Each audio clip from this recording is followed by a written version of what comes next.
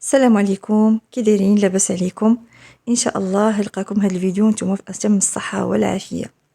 كنت كنتمشى ولقيت بعض الفواكه صغيره الحجم من الخروب، فهزيت راسي الفوق قلت ربما تكون هذه شجره ديال الخروب، وفعلا كانت كذلك، هي هذه.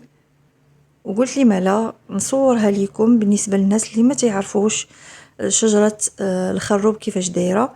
انا كنت شفتها غير في الانترنت، ومن محاسن الصدف انني لقيتها على طبيعتها. هي هذه شجره تبارك الله عاليه، وفيها ما شاء الله كميه تبارك الله ما شاء الله ولا قوه الا بالله، ما شاء الله كميه كبيره من الخروب.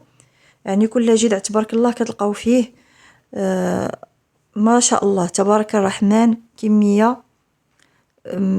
انتما كتشوفوا الصوره كتعبر اكثر من الكلام.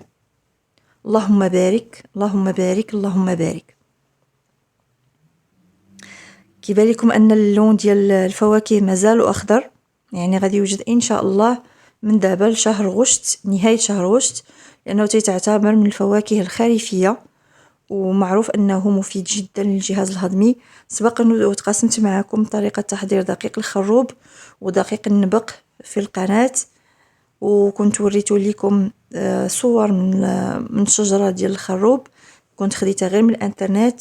ودابا هذا هو الشكل ديالها على طبيعتها، فهي زوينه بالنسبه للناس اللي عندهم ارض ويبغيو انهم يزرعوه، فما كيكلفش نهائيا، ما كيكلفش لا في السقي ولا في حتى شي حاجه.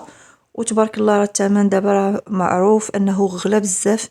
الخروب كنا كناخذو ب 30 درهم، دابا راه تعدى ربما تعدى 70 درهم للكيلو، فهو خيار ممتاز بالنسبه للناس اللي كيبغيو انهم يزرعوا بعض الاشجار المثمره.